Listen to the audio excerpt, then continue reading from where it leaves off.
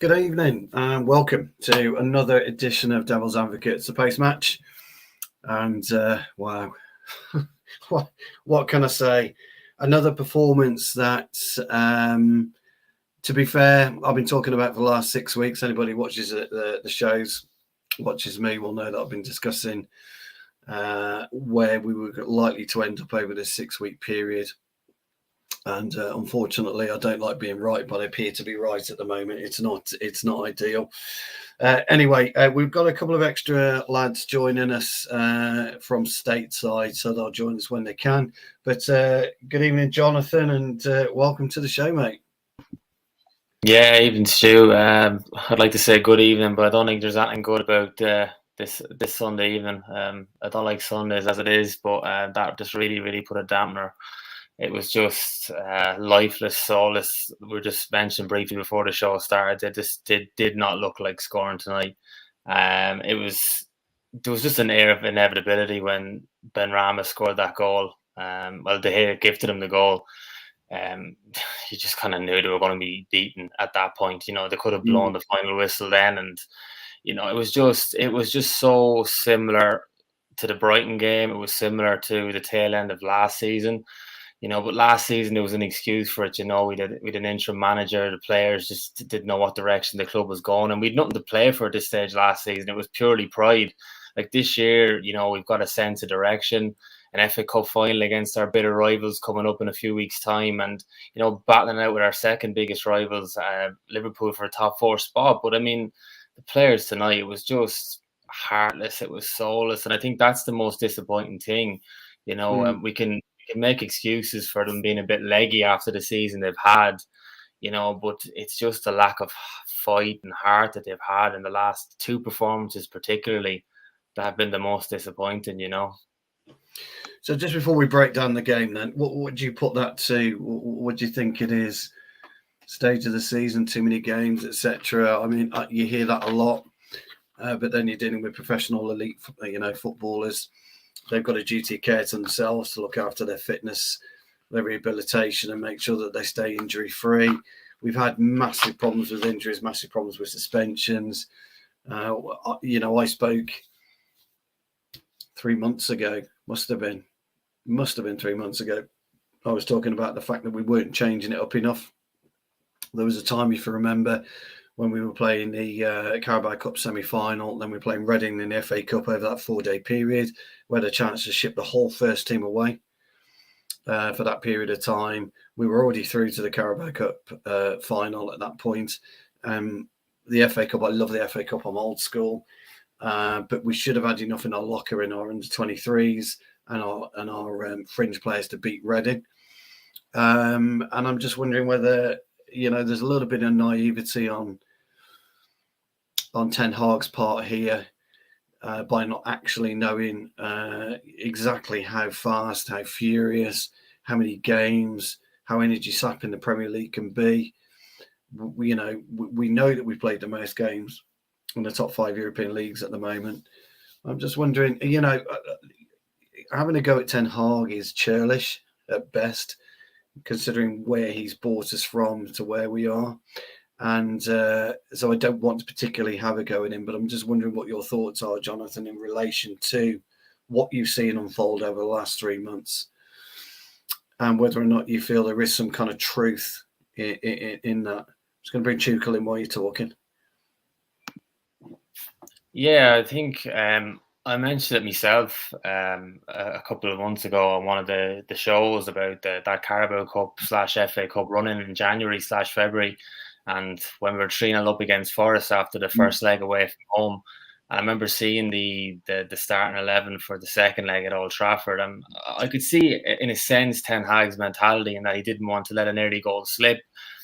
But at the same time, there was something quite naive about that. We really could have rotated in that game and still seen the game out, even if Forest had grabbed an early goal. But look, I mean, that's just one game.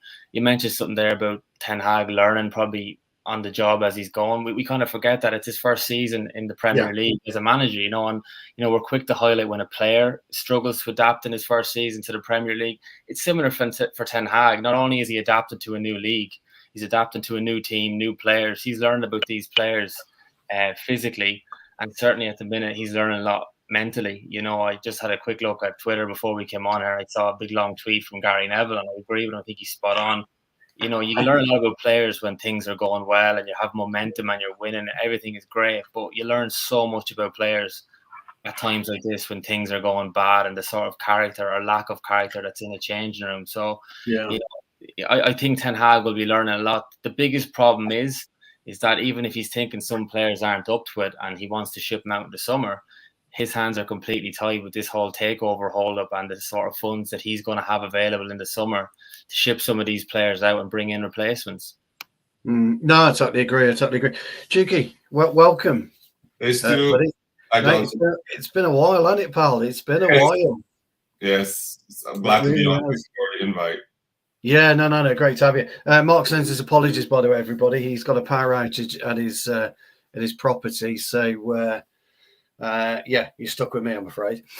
Anyway, Cheeky, just before I want to drill down into the game in a minute, but we were just discussing, me and Jonathan, before you came and joined us, not about a naivety of Ten Hag, but a learning process of maybe resting players earlier on in the season, utilising the squad. We have a squad of players for a reason, and we don't seem to be, the squad rotation has not been particularly good this year.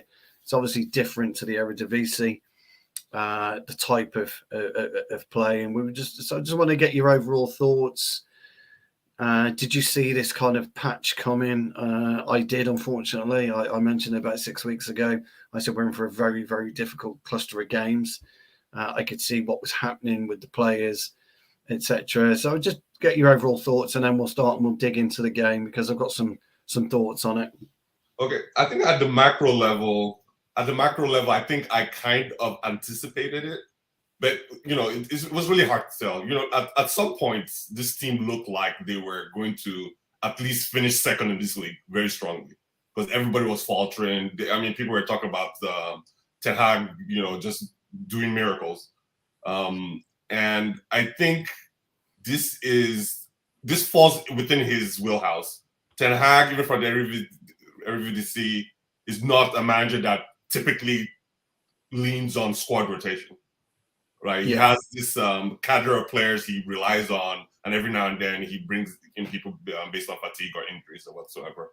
And it seemed to be working for a while.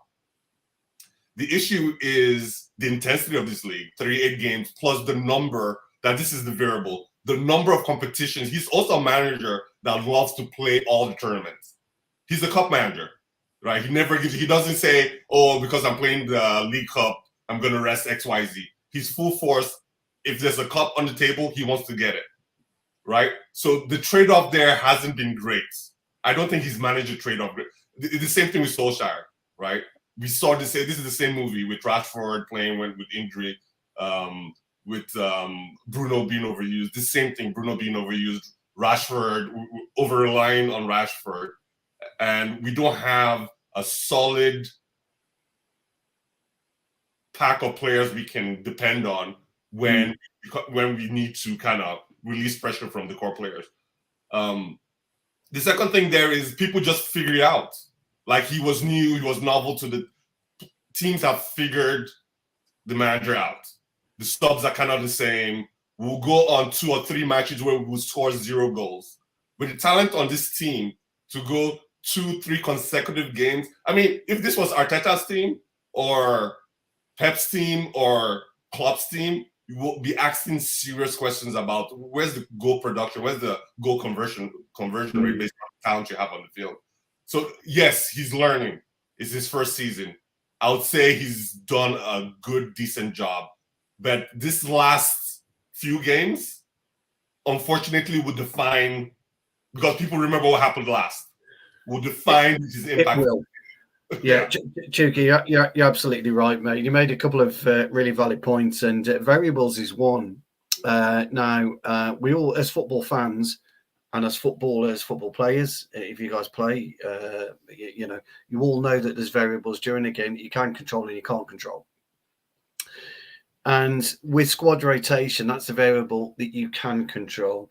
Now, you make a point about trust Cheeky, and I know, Jonathan, I've heard you talk about trust in the past in terms of certain players, right? And I know your points are absolutely well made and valid. But the players themselves are then going to say, well, hold on, if the gaffer isn't trusting me, I've got to step up somewhere along the line. Do I step up in training? Do I go and knock his door down and step up verbally? Or do I do both? And then when I get my chance, I've got to stick two fingers up to everyone around me, block everything out and play my game, And we've got a certain amount of players, be it Maguire, which I'm a big fan of. I'm a centre-half, so centre halves union. I'm a big fan of him. I don't think he's been particularly fairly treated, although I'm not saying he's had a great season, because I don't think he has. He's been a lot better in the past. But there are certain other individuals that just haven't stepped up to the plate, haven't took hold of the reins or the scruff of the neck of games and proven their worth.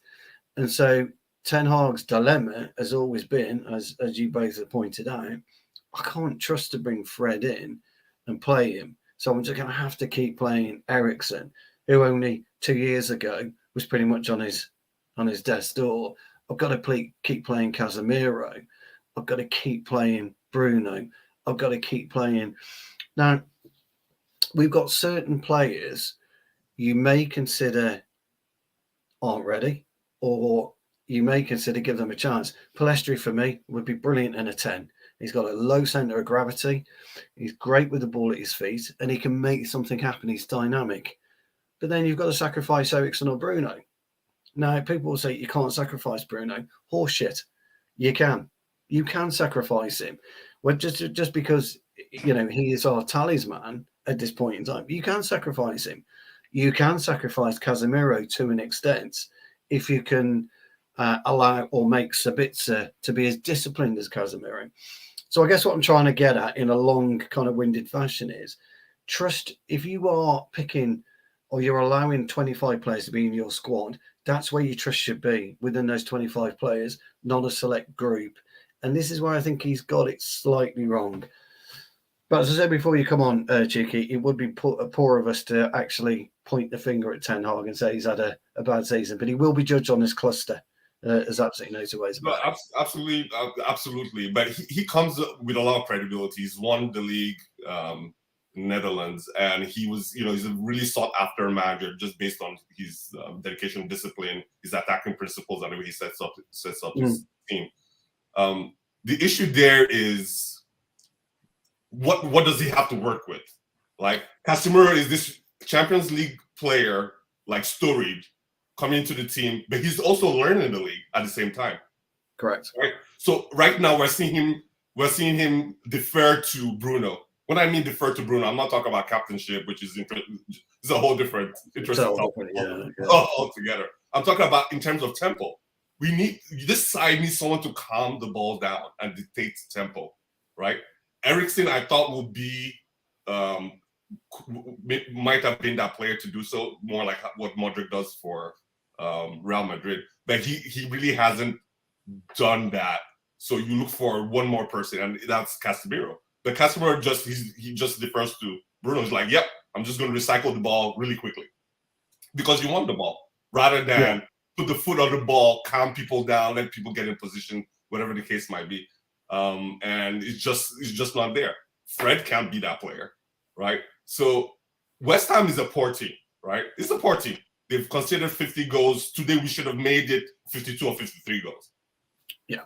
But we couldn't, because we don't have this cohesive unit that can perform in a disciplined manner. The only way we can perform right now is in transitions, when we rely on Anthony and Rashford to do something interesting in the final third, right? While the other team's defense is unsettled. But don't worry about being settled. West Ham today, you could see we had a lot of real estate in their final third, right? And it's just the composure, the tempo, the control to really be incisive. And we're just lacking that. We've been over-reliant on Rashford. So this is where the manager comes into the equation.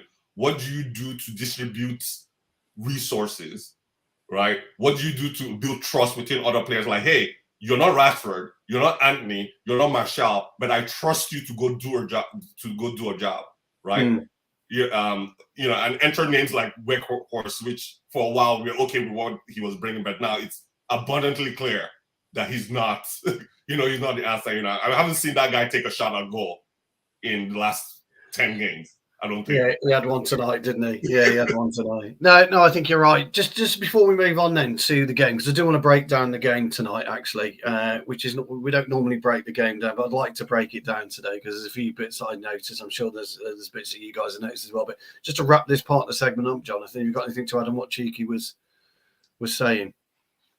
Yeah, we're just on the note of control there, and the two players you mentioned, Christian Eriksen and Casemiro. They were two players that I was really banking on seeing us through this last portion of the season, because when we talk about fatigue and players being overplayed, Christian Eriksen missed 3 months with injury. Now, I know it was going to take him a little bit of time to get back up to tempo and up to speed, but he's had those few games now. He should be back at the rhythm, and he should be relatively fresh, because while he had an injury, his body was resting up for those few months. Then you look at Casemiro, who probably played one league game in the space of 2 months because of a couple of different suspensions that built up on him. So he, in his own way, got a bit of a rest mid-season when the rest of the team were playing every 3 days. So those were the two experienced seasoned heads that I was really relying on, seeing us through this last segment. Especially someone like Casemiro, who's won numerous Champions Leagues. He should be able to sit back, look at the difference that was between United and the rest of the chasing back in that top four, and help us guide us through, get the results, get what we need, dictate that tempo, control, shield the back four. But he's just gone missing. Apart from the game against Villa last week when he was quite good, he's been very, very poor since coming back from suspension. And Eriksen, he's had a couple of moments, but he just looks absolutely exhausted after the hour mark in every single game. And, I was at the Brighton game a few weeks ago in the FA Cup semi-final. I couldn't believe how bad he was. He was just absolutely, completely off it. So that's a bit of a concern for me when you're looking for experienced heads to sit up and just take control of the rest of the team. Well, that's fine, because look, Casemiro is a player I want to discuss, but I want to touch on the goal then. I don't like touching on formation because as much as everybody bangs on about formation, you never really play that formation. All you ever do is actually play a 4-4-2 or a 4-5-1, and that's when you're in, defense. When you're attacking, it's a sporadic at best, isn't it? When an attacking play, you never attack in a formation. So I don't particularly want to talk about that. I don't particularly want to talk just at the minute about the elephant in the room, which is David De Gea. Everybody's going to be moaning and whinging about De Gea, etc., for the mistake that he made. But I want to touch on Luke Shaw. Okay, now I'm a centre half, and I sent him defensive midfielder. Okay, so I can talk about these positions with a little bit of authority. Now, people will say when he was progressing with the football, we got 3 players around him, so it was quite an easy thing for us to defend. But when you're a left-sided centre half, which is 99% left-footed, and your right peg is a standing leg, and you're the wrong side of the player. It's when what was his name? Scored it. I can't remember the guy's name who scored it now. Ben Rama, that's him. So, Luke Shaw, if you look at it, you've got Lindelof backing off slightly, and you've got Luke Shaw coming in on Ben Rama's right side. Okay. Now, if Luke Shaw and Ben Rama are to the right as we look at behind Ben Rama, to the left as Luke Shaw would be, it's a very easy thing for Luke Shaw to do. Luke Shaw pushes Ben Rama out to the right, and he makes him go wide and either cross the ball or play the ball back. Because Luke Shaw is predominantly left-footed and he's the wrong side of Ben Rama, he can't do anything. He can't get a tackle. And when Lindelof is backing off instead of straightening up against Ben Rama, if Lindelof stands up straight against him, when Luke Shaw tries to get a left-footed poke, he doesn't get the shot off. And this is the problem when you've got a bit of a mismatch, i.e. a standard left-back, standard left-footed player coming into a right-hand side of the pitch, facing the wrong way. And then, look, I'm not saying, and it looked a bit of a toe poke to me. I mean, everybody's got a different view of it. I'm not saying De Gea is not at fault, because he clearly is. But I just wanted to highlight that point, that as good as Luke Shaw's been playing, there are elements to his game that just don't allow him to be the centre-back that we need him to be when he's the wrong side of the pitch. And I don't know whether you guys noticed that, whether you saw that unfold, whether you kind of get what I'm saying or not. Yeah. So Stu saying that, goal prevention, which is the kind of where you want to be, right? Exactly right. Goal prevention is way better than actually conceding the shot. I mean, which in this case, the goalkeeper should save this particular shot. But let's put that aside. Yeah, put that aside for the minute. Yeah. Is Luke Shaw the perfect LCB? No, he's not. Obviously, there are trade-offs there. You're gaining good technical ability on the ball and recovery speed versus positional issues, and him having to,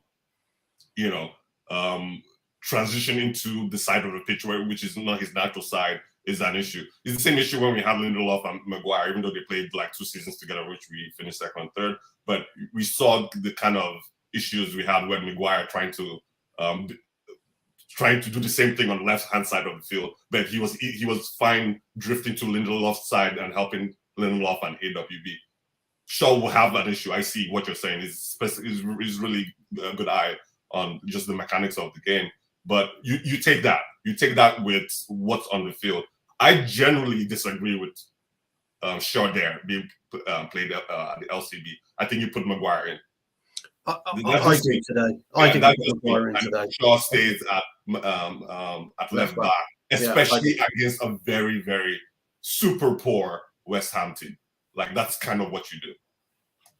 Do you know what Maguire? Sorry, Jonathan, just before you come in, pal, and you're probably going to say it anyway. Do you know what Maguire does? He stands in and he makes Ben Rama do that bang. He just stands there. That's all I'm going to do. I'm going to stand there. Now, what are you going to do, fella? Because you got Luke Shaw coming on your right, and I think you've got Wan-Bissaka. Wan-Bissaka was on Luke Shaw's right as well. So what are you going to do? Maguire stands up. He puts his shoulders out. Come at me, pal. Because when you square, like I'm squaring you guys up now, okay, I'm the one that's got the control. Although he's running with the football, I can still dart left. I can still dart right.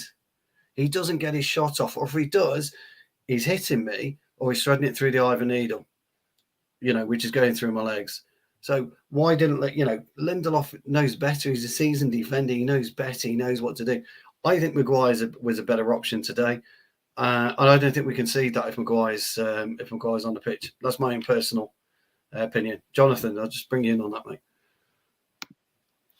Yeah, no matter what way you look at it, Luke Shaw playing at left centre back is a square peg in a round hole. If Ten Hag thought Luke Shaw was the answer at left centre back, he wouldn't have paid £55 million last summer on Lissandro Martinez.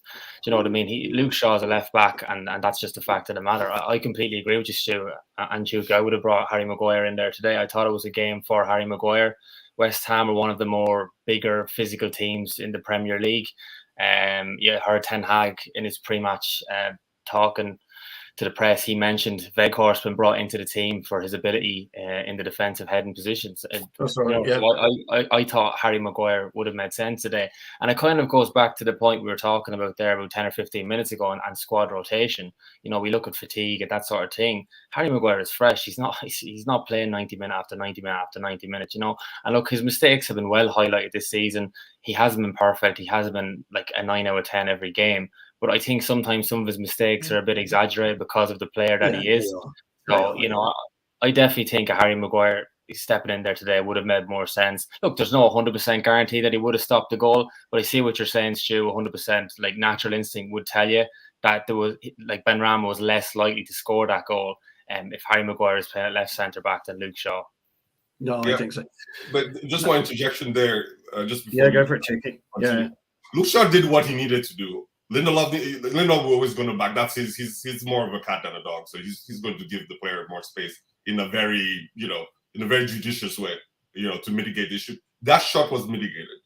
The shot that Benrahma led out to our goal really should not be a goal. So they kind of did what they needed to do. Correct. I agree with that. And here's unfortunately, the dangling carrot of despair. There's 3 players around him. Just fucking sandwich the fucker. Just fucking close him down. Do what you can to stop him shooting. Look, the most you're going to get is a yellow card. And if 3 of you take him out, they're not going to book all 3 of you. So it's just one of those. Yep. Unfortunately, let's move on to our good old friend David De Gea. Now, did he or did he not slip is the first question. Did he see it late? No, absolutely not. Was it of any power? No, absolutely not. So I'm not a goalkeeper. Okay, I've never stood between the posts. I've been punched in the back of the head by a goalkeeper on many occasions, but I've never actually stood between the posts and taken a shot. So I've been critical of De Gea for years of his timidness from what I consider a goalkeeper should be.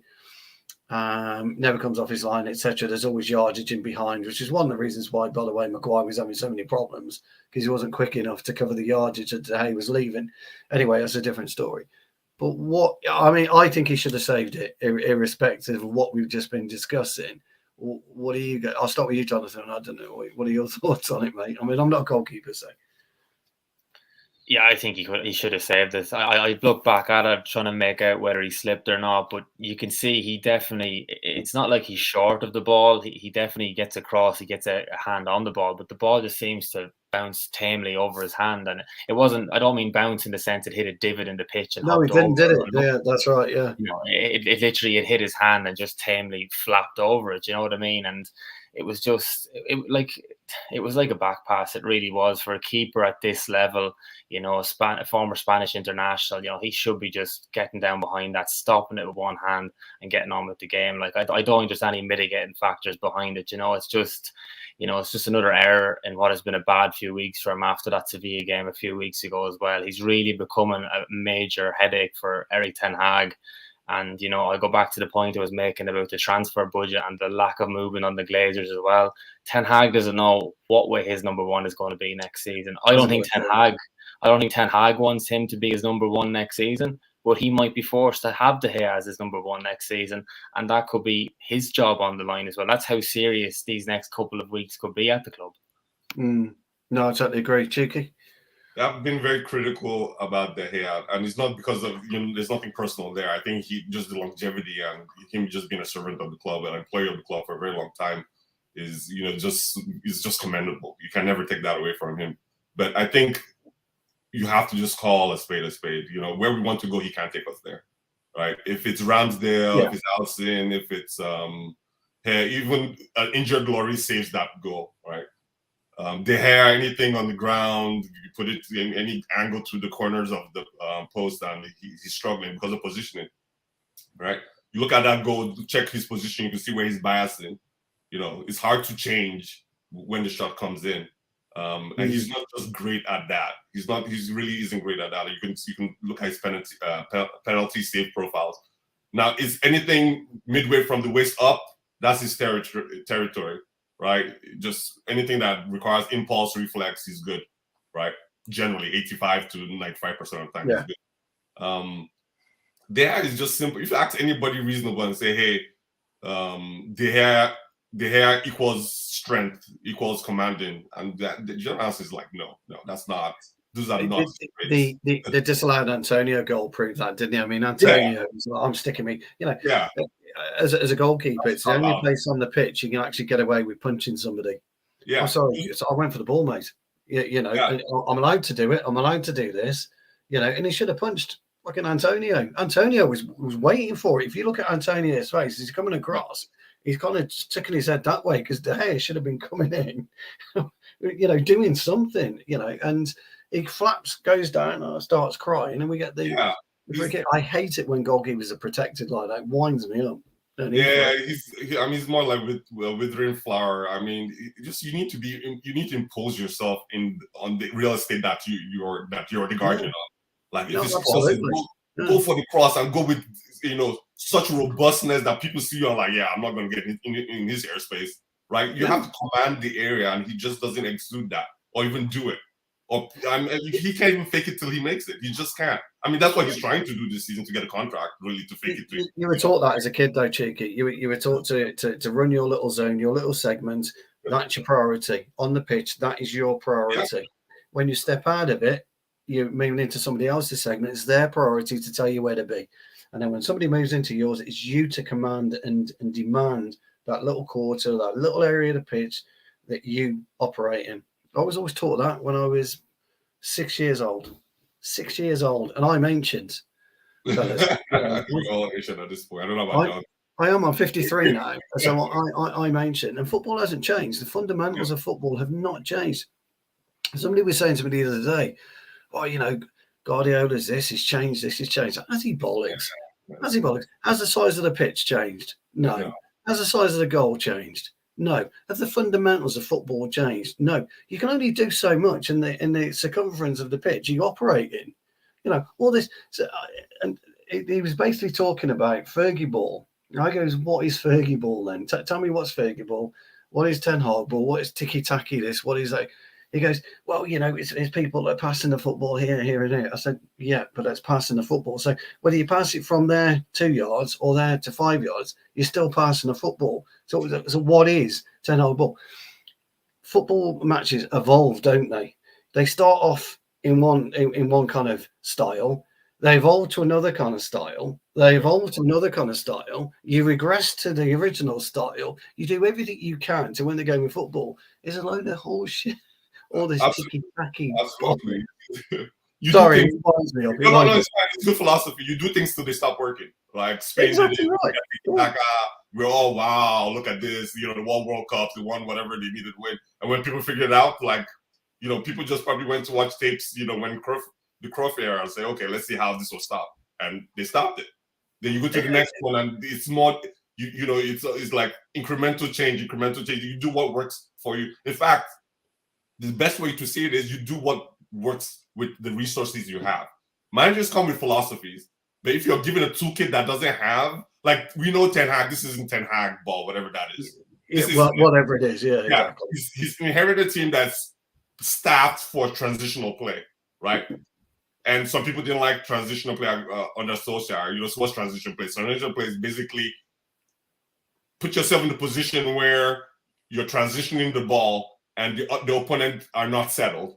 They have maybe one defender, two defenders, or if they have maybe they have an unsettled back line, and you get really fast players in front of goal that are clinical or semi-clinical. That's how you know disrupt the apple cart.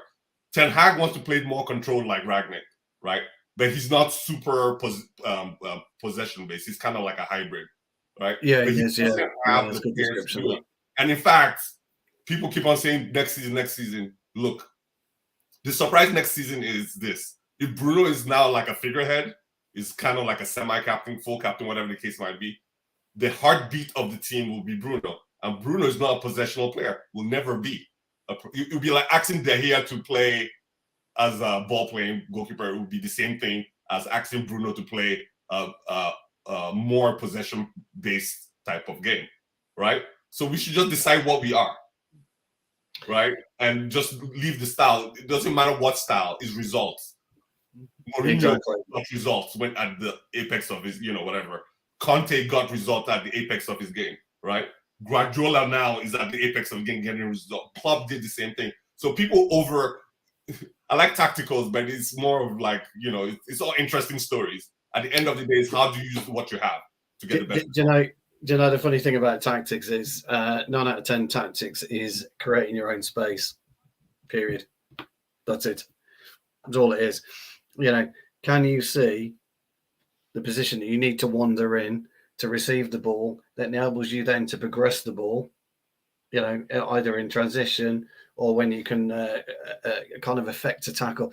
I always talk about influence. You know, aptitude and influence in a game of football is key to absolutely everything. Once you cross that white line, your own mentality allows you and dictates your performance for that particular day. That's down to you. That's got nothing to do with Ten Hag's speech. It's got nothing to do with, and this is by the way why I used to take no notes on my skip. I couldn't, you know, fuck off. I'll talk to somebody else. Got no, you know, because you're too busy concentrating on what you can do. If you don't influence the game, that's on you. That's got nothing to do with what you've been working on during the week.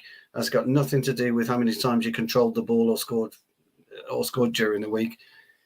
None of that matters. What matters is you cross that white line, you do everything you can to affect that game. And that single effect might be a little 2-yard pass for somebody to score, and you win the game 1-0. But you've done your job. You've affected the game. You've affected the results. And we didn't do that tonight. None of us. So, that segue, cheeky, leads me into our good old friend Casemiro. Now, I love Casemiro. I think he's been an absolute wonderful signing for us.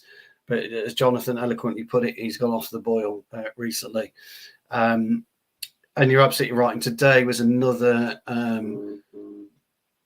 I suppose, kind of view as to where I think Casemiro is and his mindset is. He's still got the mentality of a winner. You can tell by his eyes, you can tell by his determination, but he's not playing the simplicity football that he played when he got into the team. And if you ever watch Casemiro at the very beginning, when he was really controlling games for us, he would receive the ball off Martinez or Varane. He'd turn. He'd already know if there's anyone around him, if there's anyone within his segment. He'd know if Wan-Bissaka was okay on the right, if Shaw was okay on the left. He'd take it and he'd turn it and he'd move it, and he'd just jog 5 yards, maybe 6 yards, and he'd watch the play evolve. But he's also available to take the ball, and if he takes it again and he moves it on to Eriksen, he moves it on to Bruno, he would jog again. If you watched him, he would jog again for 10 yards, but he'd do it right in the spine of the pitch, right in the middle of the pitch. He may move from side to side occasionally, but his position is about transition. Everything he does is about transition. So if he loses the ball, he's there. So if he needs to push 5 yards to the left, he can do it. If he needs to push 5 yards to the right to help, he can do it. And if we maintain the ball, he'd jog a little bit extra, maybe about a quarter of the way into their half of the pitch, just in case we need an extra attacker. That's what a good CDM does. He just stays in the spine. Years and years ago, Jan Molby, if you've ever, you all know Jan Molby, you must do if you know your football. He used to just operate in the centre circle. He was a bit chubby like me, fat fucker, but my God, could he play? He was just brilliant. His view. And Casemiro's done that, but recently he's been rattled. The likes of Declan Rice is just getting in and around and a buzz around like a little bee. And he hasn't got the likes of, and this is going to sound a bit strange because he's got Eriksen and Bruno in his vicinity, but he doesn't have a Modric. He hasn't got the crooner, has he, there that have been there and seen it and done it so much. And I think he's understanding and he's getting frustrated that he will win the ball, he'll progress it 2 or 3 yards, and then he just hands it off to Modric or crooner. And then something happens, and I think he's getting a bit frustrated. That's my own opinion, and they're starting to rattle him now. I don't know what you guys thoughts on that are really. Yeah, I think a bit of Casemiro's decline is to do with Eriksen's decline as well. I think the two are interlinked. It's like the point you were making there, Stu, with the Modric and Kroos comparisons. Eriksen is that sort of player that will progress the play once Casemiro has won the ball. And, when a player like that is off the boil, it puts a lot more pressure then on Casemiro to be winning the ball and more regularly than what he would be more used to. I think the Sandro Martinez injury hasn't done a lot for him either. Having the confidence in the two centre-backs behind you, Rafa Varane as well. He would have played for years at Real Madrid, Like a lot can be said about, that yourself as a centre-back, that relationship between your CDM and yourself, you know what I mean? It's priceless. Exactly. Yeah. And they've played together, they've won together for years, and like even though he's an experienced player, that can rattle a player's confidence, not being as familiar with Victor Lindelof behind you, Luke Shaw behind you, even though they're your teammates and you're playing with them, that lack of confidence, that lack of trust, it can weigh heavy on any player, But I think Casemiro has lost a bit of his edge and a bit of his bite since the suspensions. I think, you look at the stat there that Ten Hag reeled out after his first red card. I don't think he'd been sent off in his whole time in Spain. Correct. I think he'd had one yellow card, didn't he, or something stupid. It was ridiculous. Like he received 2 red cards then in the space of 5 league games in England, and going back to the point we were making about players adapting to new leagues and stuff, we have plenty to say about VAR and the refereeing standards in England at the minute. And, I think something like that has probably gotten into his head again because he's a player who does play on the edge at times. And when it works, we've seen it work. It's magnificent. He's world class and he brings Man United to a different level. But if he's lost that bit of edge, you said there earlier on about Declan Rice running rings around him there tonight. That wouldn't have happened 3 months ago. Declan Rice would have been his pocket 3 months ago. Yeah. So I think he's just lacking a bit of confidence, a bit of edge. Hopefully he gets it back for the last few games of the season, because I think someone like him, as I mentioned earlier, is going to be pivotal if we're to get over the line in the top 4 race. But it is a concern at the moment for sure. Well, thank God the FA Cup's not next week, because we would have got absolutely mullered, wouldn't we? Cheeky, what's your thoughts on Casemiro, pal? We'll better do player ratings, I suppose. We're 40 minutes in, fellas. Yeah, I think part of it is just like what Jonathan said. I think momentum is underrated in any kind of game or sport. I think the momentum has been broken, but I don't think it's just the momentum as well. I look at a few anecdotal things. I normally integrate that space between AWB and Varane and Anthony, just because I was very interested. This is like a real new Wan-Bissaka, when he got me a stadium team, now had like two new partners to play with. So I was interested in that dynamic.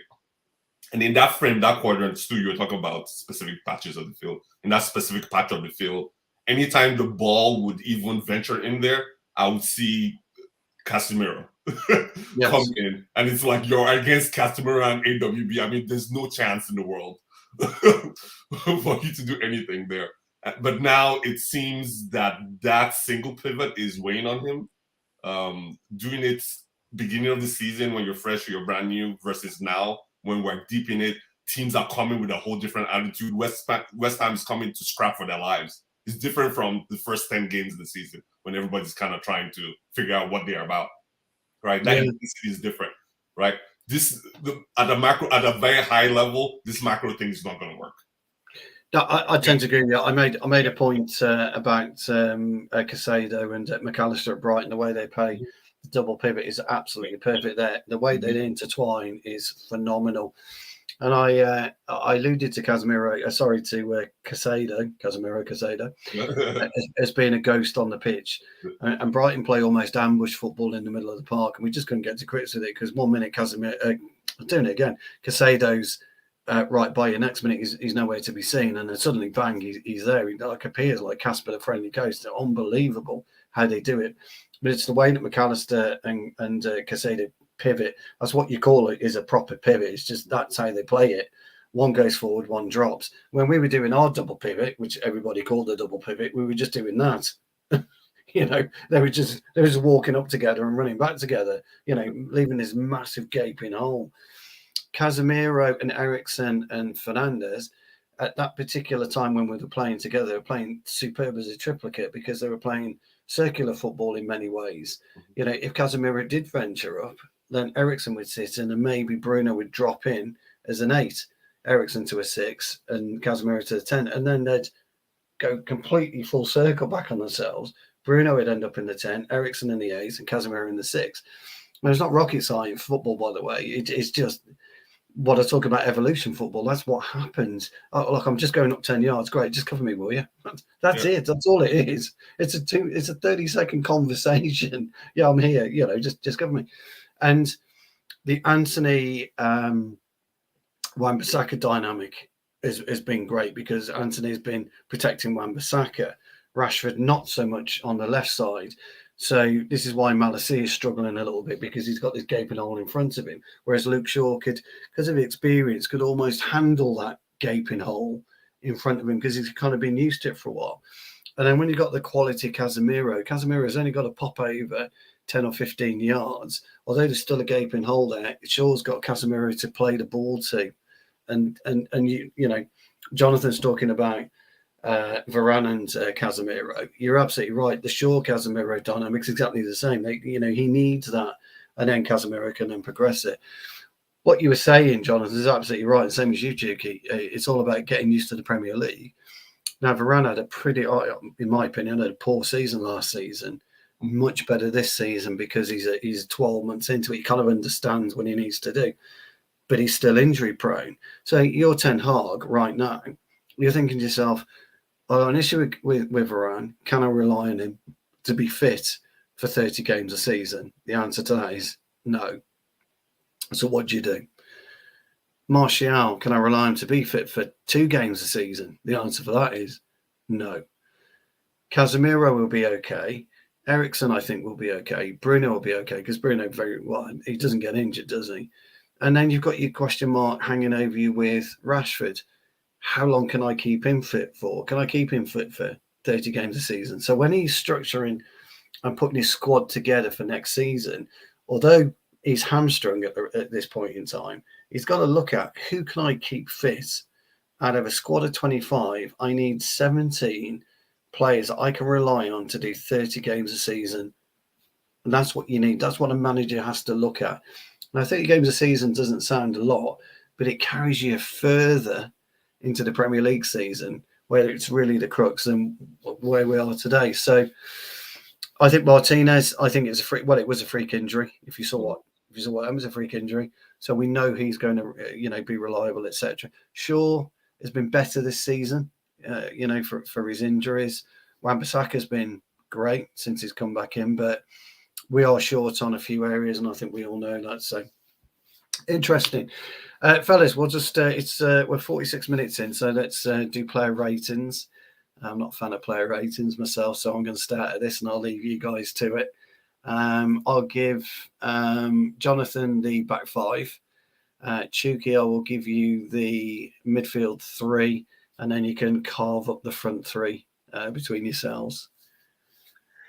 Yeah, so the elephant in the room, as we said, I don't think we can give him any more than a 1 or 2. I mean, it was absolutely horrendous tonight. Aside from even the goal concession, you could see the nervousness in the back five. After that, the confidence was shot. When you're back four, don't trust the goalkeeper. You can't play your natural game. You're covering extra. You can't. You're just, everything is compromised, and you could see that tonight. Wan-Bissaka, I thought, wasn't too bad considering the circumstances tonight, how bad everyone around him played. So he probably played around a solid 6 or so. He's probably one of our better players on the night. Lindelof I'd probably give a 5 to, because he probably should have given away a penalty. I know it wasn't a blatant handball, but I think we were a bit fortunate that wasn't a penalty just before half time. He wasn't his usual self tonight. He's been playing well, but he was very, very poor tonight, I think. So I'd give him a 5. Luke Shaw, I'd give probably a 5 or a 4 again. He wasn't really good tonight. He looked like a left back playing left centre back tonight. He really did. He was exposed in that position, as we touched on earlier on, for the reasons. Malacia, I'd give a 4 as well. He was non-existent tonight, both defensively and going forward. But like you said, Stu, he's kind of compromised a little bit with Rashford and that kind of lack of defensive cover in front of him. So, like as a season, I would cut him some slack. He's been up and down, but he's a young player. Adapt and that sort of thing. But just tonight for player ratings, I would only give him a 4. Yeah, that's fine. Cheeky, midfield 3. Just the 3. I thought we had. So, what, are you doing the attack? Yeah, well, he tends to play a 4-3-3, doesn't he? I guess. So, yeah. Okay, so let's say Eriksen. Well, I'll tell you what, do 4. We'll give you Weghorst, Eriksen, Casemiro, and Bruno. And then you can each have Rashford and Anthony. You can choose which one you want.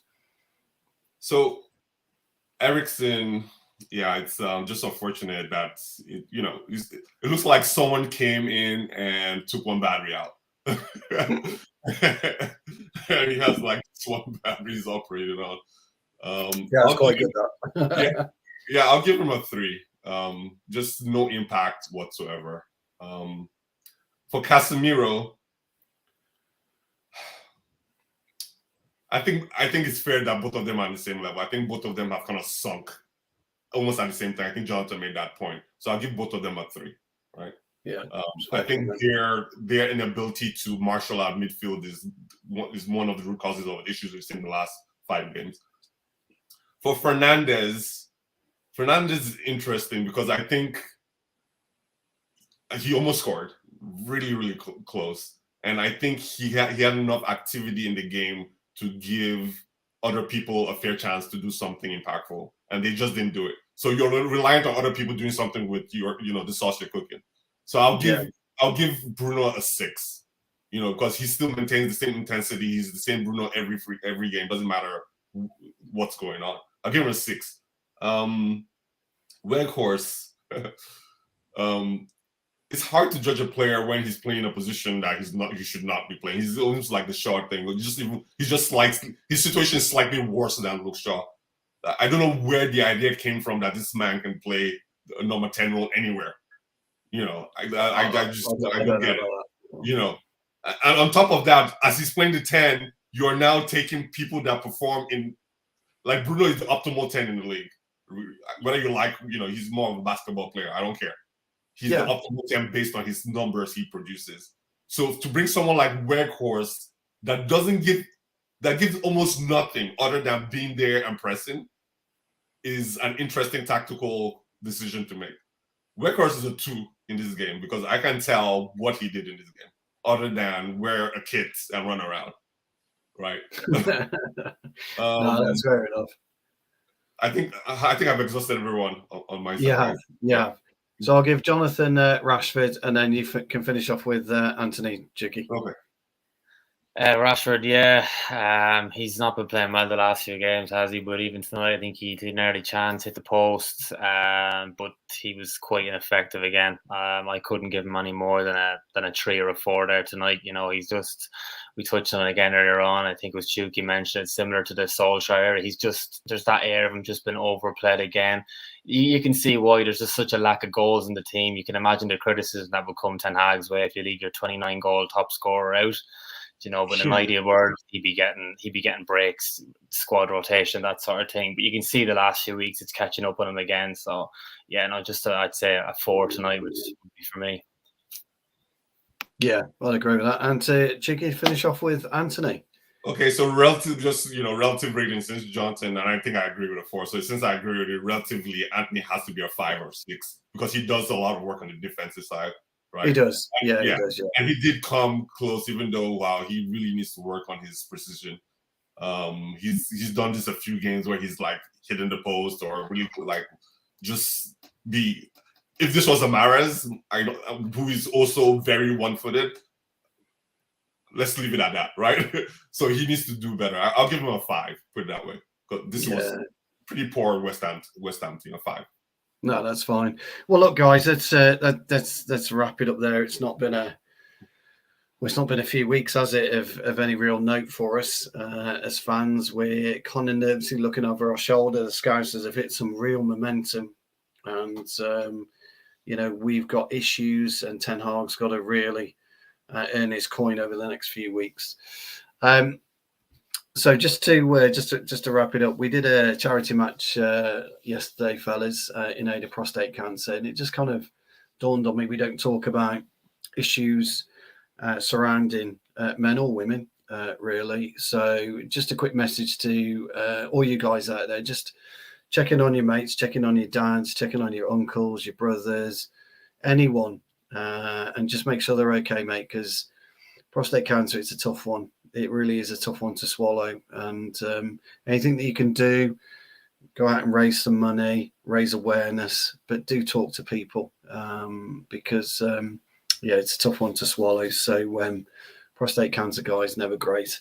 Guys, Jonathan Chuki, absolutely first time working with both of you, I think. Is it? Well, not Chuki, I worked with him on other channels, but first time working with you, Jonathan. So really enjoyed it. Where can people abuse you if they want to, Jonathan, or not abuse you if they... Whichever way. Yeah, the Twitter handle is there, so feel free to abuse me or give me hassle whenever you want. I'm always up for a bit of a political debate on Twitter, as some of the lads will tell you, so fire away. And Chuki, old friend?